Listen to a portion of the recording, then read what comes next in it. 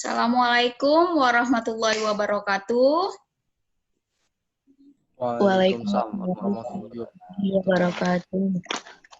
Apa kabar anak-anak Bu Nisa semuanya? Alhamdulillah baik, Mem. Baik ya. Oke. Kita akan melanjutkan pembelajaran pada minggu ini ya.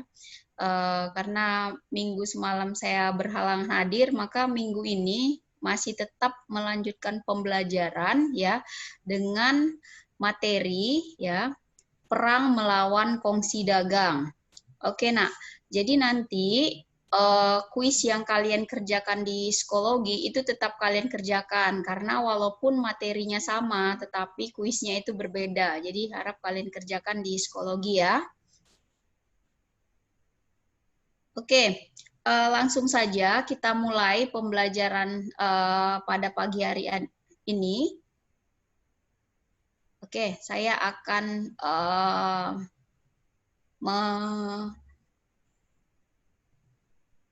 membuka slide saya. Silahkan kalian lihat ya. Oke, sudah kelihatan, Nak? Sudah kelihatan slide saya, PPT saya, Nak? Sudah, Mem. Sudah ya, oke. Nah, kita akan mulai. Jadi pembelajaran pada minggu ini kita akan membahas tentang perang melawan kongsi dagang. Oke, nah, adapun indikator yang akan kita lakukan atau yang akan kita capai hari ini adalah yang pertama itu kita ingin menganalisis perlawanan para pejuang Indonesia terhadap keserakan Portugis. Baik itu nanti kita yang bercerita masih di zaman VOC atau di zaman Hindia Belanda. Tapi ini nanti kita lebih banyak membahas tentang perang melawan ya keserakahan di VOC-nya. Kemudian yang kedua, kita akan membahas tentang perlawanan pejuang Indonesia terhadap kekejaman VOC. Kalau tadi Portugis, sekarang ini VOC. Jadi ada dua indikator yang akan kita capai pada hari ini. Oke, langsung saja ya.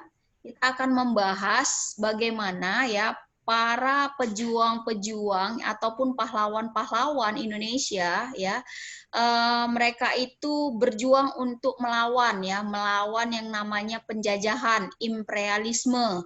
Nah, kita akan membahas dulu perlawanan para pejuang Indonesia terhadap keserakan Portugis. Nah, kalau kalian lihat gambar ilustrasi yang ada di PPT, nah ternyata bukan hanya orang masyarakat pribumi saja yang menentang kedatangan orang-orang asing, tetapi juga orang timur asing seperti apa?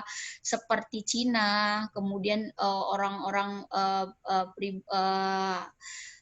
India juga ikut membantu pada saat itu untuk melawan keserakan Portugis. Nah, yang pertama yang akan kita bahas adalah tentang ya perjuangan masyarakat Aceh ya melawan Portugis dan VOC.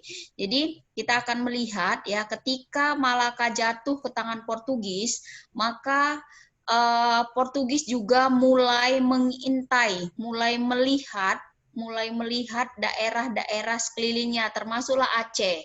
Nah, ketika Malaka itu jatuh ke tangan Portugis, maka pedagang-pedagang yang berasal dari timur asing seperti Cina, India, kemudian negara-negara yang ada di Asia lainnya, itu mereka nggak mau melakukan perdagangan di Malaka lagi. Karena apa? Sudah ada di Portugis gitu, sudah ada di tangan Portugis. Artinya apa? Pasti monopoli akan dilakukan oleh bangsa Portugis.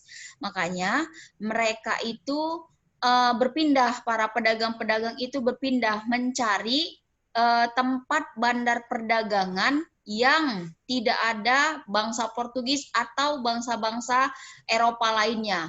Maka ya nanti lambat laun Aceh itu akan menjadi pusat perdagangan. Karena apa? Para pedagang-pedagang yang berasal dari timur itu mulainya singgahnya nanti di Aceh. Maka nanti lambat laun Aceh menjadi pusat perdagangan. Nah, karena ya Aceh itu menjadi pusat perdagangan menyaingi Malaka, akhirnya Portugis itu ya yang tadi yang saya katakan dari awal mulai mengintai Aceh, itu mulai kembali ingin menguasai Aceh. Karena apa? Malaka itu sedikit demi sedikit pusat perdagangannya sudah mulai berkurang karena sudah pindah ke Aceh semuanya. Nah, maka Portugis itu mulai dia menyerang Aceh, namun selalu kalah. Karena apa? Karena armada ya Aceh ini sangat kuat sekali. Nah, waktu itu juga Aceh mendapatkan bala bantuan yang sangat besar sekali dari Turki. Makanya persenjataan, kemudian alat-alat perang itu banyak sekali dapat bantuan dari Turki, sehingga menyebabkan militer dari bangsa Aceh itu kuat sekali. Nah, jadi nanti maupun bangsa Portugis ataupun bangsa Aceh, mereka itu selalu kewalahan untuk menghadapi Aceh ini. Karena apa? Selain armadanya juga nanti persatuan orang-orang Aceh ini terhadap perlawanan orang-orang Eropa itu sangat kuat. Karena apa? Tadi misi-misi orang Portugis selain mencari kekayaan, mereka juga menyebarkan agama nanti, dan itu bertentangan dengan agama yang ada di Aceh. Nah, oke, Aceh kemudian memperkuat angkatan perangnya. Nah, kita akan membahas ya satu contoh di mana pejuang-pejuang Aceh yang kuat, selain mungkin yang kalian ketahui mungkin Tengku Umar, Cuk Nyadin, kemudian Tengku Cik Ditiro, itu ada banyak ya para pahlawan-pahlawan yang berjuang, pahlawan-pahlawan Aceh yang berjuang untuk menghadapi imperialisme. Nah, salah satu mungkin yang mungkin kurang familiar yang kalian dengar itu nanti ada perlawanan Malahayati namanya. Nah, kalau mungkin yang tinggal di daerah Medan dan sekitarnya, mungkin nama Malahayati itu nggak asing lagi, karena nama Malahayati itu dijadikan salah satu nama rumah sakit yang ternama di kota Medan. Nah, sebenarnya Malahayati ini adalah seorang seorang istri dari panglima perang yang ketika suaminya berperang melawan penjajahan Belanda, suaminya ini meninggal, sehingga Malahayati itu melanjutkan ya perjuangan dari suaminya itu menjadi apa? Menjadi prajurit dia. Nah, jadi ketika suaminya meninggal, Malahayati pun akhirnya menggantikan kedudukan suaminya dengan memimpin 2.000 orang pasukan Inung Bale. Jadi pasukan-pasukannya ini bukan pasukan laki-laki. Pasukan-pasukan dari Malahayati ini adalah pasukan-pasukan perempuan. Jadi bekas dari janda-janda, di mana panglima-panglima ataupun prajurit-prajurit yang meninggal di medan perang ini diajak si Malahayati untuk menjadi prajurit. Nah, namanya prajurit Inung Bale. Jadi Malahayati ini sangat kuat sekali. Karena apa? Ternyata dia dididik juga oleh suaminya untuk menjadi seorang prajurit yang tangguh. Nah, jadi menurut data sejarah dikatakan bahwasanya Malahayati ini mampu membunuh Cornelis de Houtman. Nah, perlu kalian ketahui kan, Cornelis de Houtman itu adalah ya orang Belanda yang pertama kali tiba di Banten. Nah, setelah tiba di Banten, dia melakukan monopoli perdagangan sehingga rakyat Banten marah, dan kemudian dia diusir lagi, dipulangkan ke Banten. Nah, setelah itu dia kembali lagi. Pada kembalinya lagi dia kedua, dia tidak pergi ke Banten, tapi dia mencari daerah di Nusantara di mana yang besar untuk ditaklukannya, untuk diimperialismenya, untuk dilakukan kegiatan monopoli perdagangannya. Maka Cornelis de Houtman ingin menyerbu Aceh, dan sayangnya dia harus mati terbunuh di tangan Malahayati. Waktu itu mereka bertempur 1 lawan 1 antara Malahayati dan Cornelis de Houtman menurut sumber sejarah. Nah, jadi akhirnya ketika Cornelis de Houtman meninggal ya dalam pertempuran itu menyebabkan pasukan-pasukan Belanda itu ciut. Pasukan-pasukan VOC itu ciut. Kenapa? Karena mereka merasa bahwasanya apa? Betapa kuatnya pasukan Aceh pada saat itu. Ya, sehingga mereka untuk menyerang Aceh pun mereka harus menyiapkan bala tentara yang sangat kuat sekali. Nah, itu salah satu contoh ya, salah satu contoh kisah perjuangan rakyat Aceh. Baik itu nanti melawan Portugis maupun melawan VOC dan melawan Belanda nantinya. Nah, sekarang kita akan melihat kembali ya bagaimana penyerangan ataupun perlawanan-perlawanan daerah-daerah yang lain. Kalau tadi kita sudah berbicara Aceh, sekarang kita berbicara mengenai keserangan Kerajaan Demak. Nah, dikuasainya Malaka pada tahun 1511 oleh orang-orang Portugis, ini merupakan ancaman tersendiri bagi Kerajaan Demak. Jadi pada tahun 1512, Kerajaan Demak itu di bawah pimpinan Pati Unus atau dia biasa disebut sebagai Pangeran Sabrang Lor, itu dengan bantuan Kerajaan Aceh menyerang Portugis di Malaka. Nah, ini satu kejadian yang menurut saya sangat berani sekali yang dilakukan oleh Pati Unus. Seperti kita ketahui bersama, Pulau Jawa dan Pulau Sumatera itu terpisah oleh Selat Sunda. Artinya apa? Agak jauh ya. Nah, tapi Pati Unus ini berani untuk menyerang Portugis pada waktu itu karena apa? Saking geramnya, kemudian saking nggak sukanya terhadap imperialisme, Pati Unus itu memberanikan diri untuk menyerang Portugis di Malaka. Namun penyerangan Pati Unus ini gagal dan kalah. Tapi ya, walaupun kalah, penyerangan yang dilakukan Pati Unus ini mendapat sambutan oleh rakyat Demak karena apa? Pati Unus adalah salah satu tokoh yang sangat berani pada saat itu untuk melakukan penyerangan sampai di luar Pulau Jawa. Nah, makanya dia disebut sebagai Pangeran Sabrang Lor, yang artinya pangeran menyeberangi lautan. Itu dia. Nah, jadi di sini dikatakan bahwasanya penyerangan tersebut itu tidak dilakukan dengan persiapan matang dan jarak yang terlalu jauh dan kalah di persenjataan. Walaupun dia dibantu dengan Aceh, tapi juga Aceh fokus kepada penyerangan-penyerangan terhadap imperialisme yang lain juga. Artinya apa? Artinya kekuatan Aceh juga terbelah dua. Jadi Aceh juga harus fokus di satu penyerangan. Sementara untuk membantu Kerajaan Demak, dia tidak terlalu fokus gitu. Oke, kemudian perjuangan dari Kerajaan Demak terhadap Portugis tidak berhenti. Jadi Demak menyerang dan membinasakan setiap kapal-kapal Portugis yang melewati jalur Jawa. Nah, di sini mereka berani karena apa? Di sini adalah tempat tinggal mereka di Kepulauan Jawa. Jadi mereka nggak menyeberang lautan lagi, nggak keluar dari Pulau Jawa lagi.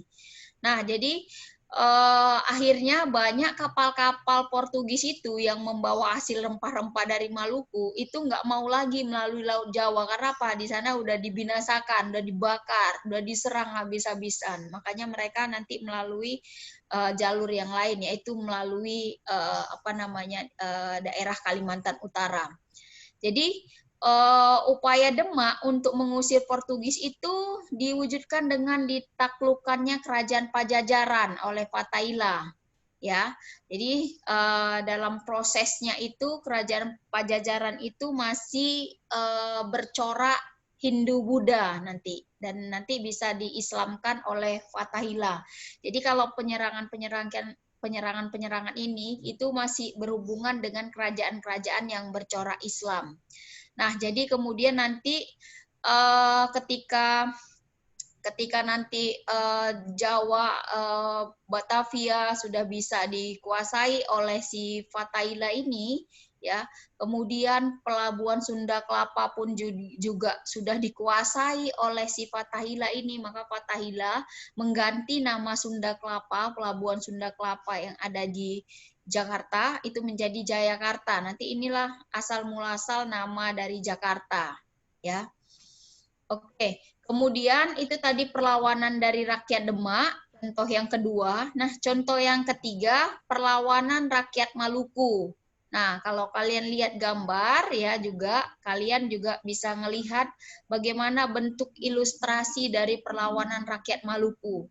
Kenapa saya katakan? Nah, rakyat Maluku ini cukup kuat sekali. Jadi ketika nanti si Belanda masuk pertama sekali, Belanda ini dianggap pahlawan oleh rakyat Maluku. Kenapa? Karena sebelumnya di Maluku itu sudah dimonopoli oleh Portugis. Maka ketika Belanda datang, mereka menganggap Belanda itu adalah pahlawan yang bisa menyelamatkan mereka dari Portugis. Padahal Belanda juga maksud-maksud yang jahat terhadap Maluku. Nah, jadi ketika Portugis datang ke Maluku, ya kan itu ada terjadi perjanjian Saragossa. Karena apa? Ketika si Portugis datang, kemudian si Spanyol juga datang, sehingga terjadi perebutan wilayah antara Portugis dan Spanyol. Akhirnya Paus membuat suatu perjanjian ya antara Spanyol dengan Portugis, yang mana perjanjian tersebut nanti disebut dengan perjanjian Saragossa. Inti dari perjanjian itu adalah ya daerah Maluku itu tetap dikuasai oleh Portugis dan Spanyol itu harus keluar dari Maluku. Nah, kenapa Maluku itu menjadi salah satu daerah yang menjadi primadona oleh oleh negara Eropa atau orang-orang Eropa? Karena memang penghasil rempah-rempah terbanyak ya pada saat itu ada di Maluku. Nggak usah kan saat itu. Saat ini juga Maluku merupakan salah satu daerah terbanyak menghasil rempah-rempah.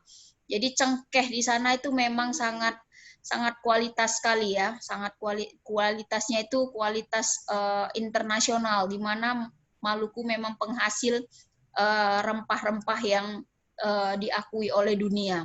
Nah, maka dari ini akhirnya Maluku itu menjadi rebutan, dan tidak serta-merta ketika jadi rebutan di sana di Maluku tidak ada perlawanan oleh masyarakat Malukunya sendiri. Karena apa? Orang-orang asing tersebut, orang-orang Eropa tersebut melakukan monopoli di sana, menyebabkan ya banyak perlawanan-perlawanan yang terjadi oleh masyarakat, oleh kerajaan yang ada di Maluku untuk mengeluarkan bangsa-bangsa yang menjajah ataupun melakukan monopoli di sana.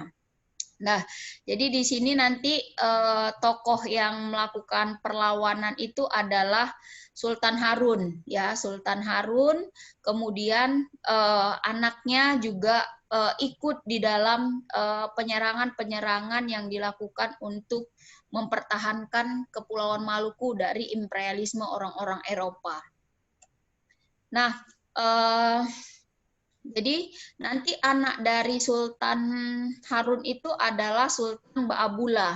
Nah, jadi Sultan Ba'abullah ini nanti yang membantu dari ayahnya. Ayahnya dibantu oleh Sultan Ba'abullah untuk melakukan penyerangan-penyerangan baik terhadap Portugis maupun terhadap Belanda. Nah, jadi mereka memang bahu-membahu untuk mempertahankan Maluku itu dari sepak terjangnya bangsa-bangsa Eropa. Nah, jadi Sultan Ba'abullah ini itu mengerahkan seluruh kemampuannya, mengerahkan seluruh rakyatnya untuk melakukan perlawanan. Ya, memang pada perlawanan-perlawanan yang dilakukan Sultan Ba'abullah itu awalnya dimenangkan oleh Sultan Ba'abullah. Tapi lambat laun ya Belanda itu ya mulai melakukan taktik-taktik yang licik. Ya, taktik-taktik yang licik dengan apa? Dengan melakukan perundingan, tetapi setelah datang Sultan Ba'abullahnya kemudian dilakukan penculikan. Nah, seperti itu taktik-taktik Belanda. Selain itu, taktik Belanda juga itu adalah taktik divide et impera. Itu selalu taktik yang dilakukan oleh Belanda dengan memecah belah persatuan orang-orang yang ada di Nusantara dan di Maluku ini juga. Nah, akhirnya nanti perlawanan rakyat Maluku ini bisa dipadamkan oleh VOC, oleh Belanda. Kenapa? Karena mereka sudah menangkap pemimpin dari perlawanan tersebut. Ya. Nah, jadi jalan ceritanya ya nanti penyerangan Portugis Spanyol dibantu oleh yang tadi saya katakan dibantu oleh Belanda, dan Belanda itu dianggap sebagai pahlawan. Kemudian karena udah masuk di Maluku, akhirnya udah tahu bagaimana watak dan karakter si Belanda ini, maka orang-orang Maluku itu melakukan penyerangan, pemberontakan terhadap VOC atau Belanda setelah si Belanda itu masuk di Maluku. Nah, jadi nanti kemudian ada lagi perlawanan dari Patimura. Ini setelah ini ya, setelah dari perlawanan dari Sultan Harun dan Sultan Ba'abullah tadi. Jadi Maluku itu terus menerus diserang ya, sampai waktu-waktu yang lama sekali, sampai seratusan tahun itu masih terus diserang dan masih terus mempertahankan eksistensinya. Orang-orang Maluku itu masih terus mempertahankan eksistensinya supaya rempah-rempah mereka, kekayaan mereka itu tidak diambil alih oleh bangsa-bangsa Eropa. Oke. Nah, kemudian yang berikutnya, contoh yang berikutnya itu adalah perlawanan Sultan Agung ya. Sultan Agung ini adalah salah satu sultan yang pernah memerintah di Kerajaan Mataram. Jadi ketika kita, seperti yang saya katakan, ketika kita membahas tentang perlawanan, maka secara nggak langsung hubungannya kepada kerajaan-kerajaan Islam. Nah, jadi perlawanan Sultan Agung itu pertama sekali itu dia melawan nanti JP Chun. Ya, JP Chun. Nah, JP Chun ini adalah salah satu gubernur jenderal yang pernah berkuasa VOC di VOC. Jadi dia adalah gubernur jenderal. Jan Pieter Zoon ini adalah gubernur jenderal. Nah, Sultan Agung yang merupakan kerajaan Mataram itu merupakan sultan yang pernah memegang tampuk kekuasaan yang sangat terkenal sekali. Jadi dia pada zaman Sultan Agung ini, zaman keemasan diraih oleh Sultan Agung. Karena apa? Karena rakyat Mataram itu mereka itu makmur hidupnya, kemudian tentram di sana sebelum kedatangan dari orang-orang Belanda ini, termasuklah JP Chun ini. Nah, jadi Sultan Agung itu cita-citanya sangat luhur sekali. Dia ingin mempersatukan tanah Jawa dan mengusir kekuasaan-kekuasaan asing dari bumi Nusantara. Makanya dia adalah salah seorang yang sangat kekeh sekali untuk menentang keberadaan VOC di Pulau Jawa. Nah, jadi nanti akhirnya Sultan Agung merencanakan penyerangan ke Batavia dengan alasan ya, alasannya yaitu tindakan-tindakan monopoli yang dilakukan oleh VOC, dan VOC sering menghalangi ya jalannya kapal-kapal dagang Mataram yang akan berdagang ke Malaka. Jadi dihalang-halangi, maka kemarahan ini pun akhirnya datang dari Sultan Agung. Kenapa kapal dagang dari orang-orang Mataram ini selalu dihalangin? Apa maunya gitu? Nah, kemudian Sultan Agung pun melakukan penyerangan pada saat itu. Oke. Nah, serangan pertama dari Sultan Agung ini dimulai dari sekitar tahun 1628.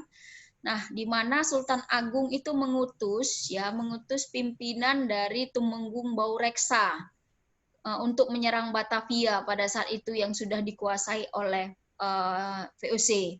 Nah, kemudian pasukan Mataram itu berusaha membangun pos pertahanan, namun VOC itu menghalangi sehingga terjadi pertempuran.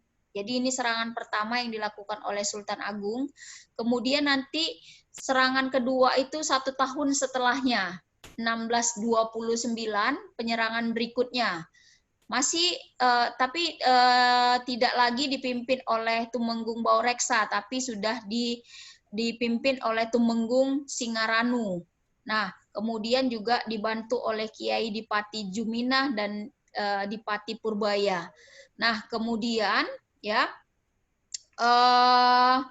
pada penyerangan kedua ini VOC itu menang karena apa? Dia berhasil menghancurkan kapal-kapal, rumah penduduk dan lumbung pasukan Mataram, sehingga ketika lumbung persediaan makanan orang-orang Mataram itu dikuasai oleh VOC, dan mau nggak mau kekuatan kita pun melemah karena itu adalah sumber pasokan makanan.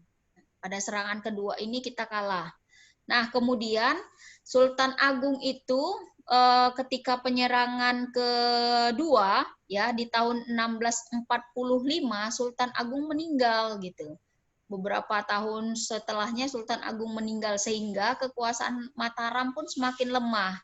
Nah, akhirnya karena kelemahan dari kerajaan Mataram setelah meninggalnya Sultan Agung ini, akhirnya kerajaan Mataram pun bisa dikuasai oleh VOC. Namun bukan serta-merta 100% bisa dikuasai, tetap pengganti dari Sultan Agung itu tetap ada, yaitu anaknya, yaitu Sultan Agung Sultan Amangkurat I, ya. Jadi turun kepada anaknya yang terus melakukan perlawanan-perlawanan, walaupun hampir wilayah di Mataram itu hampir semua dikuasain. Oke, kemudian kita masuk ke perlawanan Banten. Nah, jadi perlawanan Banten ini adalah perlawanan yang saya contohkan terakhir nanti ya, di mana nanti tokohnya itu adalah tokoh Sultan Ageng Tirtayasa. Nah, jadi nanti Sultan Ageng Tirtayasa ini adalah termasuk sultan yang sangat kuat sekali. Jadi Belanda itu sempat kocar-kacir untuk melawan Sultan Ageng Tirtayasa. Namun Belanda itu punya taktik untuk untuk menghancurkan Sultan Ageng Tirtayasa dengan cara apa? Menerapkan politik divide et impera. Nah, siapa yang dipecah belah dia? Yang dipecah belah dia nanti adalah antara Sultan Ageng Tirtayasa dengan anaknya. Ya, dengan anaknya Sultan Agung nanti ya, Sultan Agung.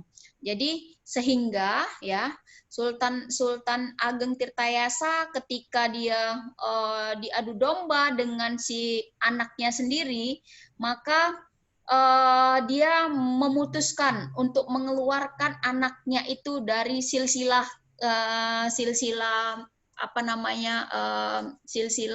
lahir orang-orang di Banten ataupun kerajaan-kerajaan Banten. Nah, ini yang menyebabkan anaknya itu marah.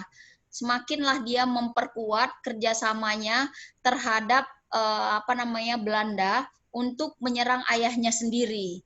Nah, ketika dia mendapatkan bantuan, ya anaknya mendapatkan bantuan dari Sultan Ageng Tirtayasa, maka Sultan Ageng Tirtayasa pun nggak punya kekuatan, sehingga menyebabkan kalahnya Sultan Ageng Tirtayasa dan anaknya itu menang. Namun setelah anaknya menang, ya tadi bukan Sultan Agung anaknya, tapi Sultan Haji.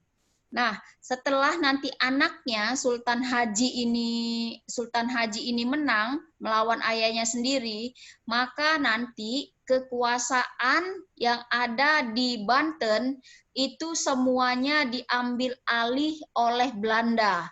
Dan Sultan Haji, anak dari Sultan Ageng Tirtayasa, itu menjadi raja bayangan. Artinya apa? Raja bayangan, dia tetap menjadi raja, tetapi segala macam keputusan hasil dari rakyat Banten itu semuanya ada di tangan Belanda. Makanya dia sebagai raja bayangan dan dia menyesal, tapi penyesalannya sudah terlambat karena apa? Ayahnya sudah meninggal. Nah, itulah mungkin sedikit ya tentang perlawanan-perlawanan yang ada di Nusantara untuk melawan siapa? Mulai dari VOC, Portugis, dan nanti sampai ke Belanda.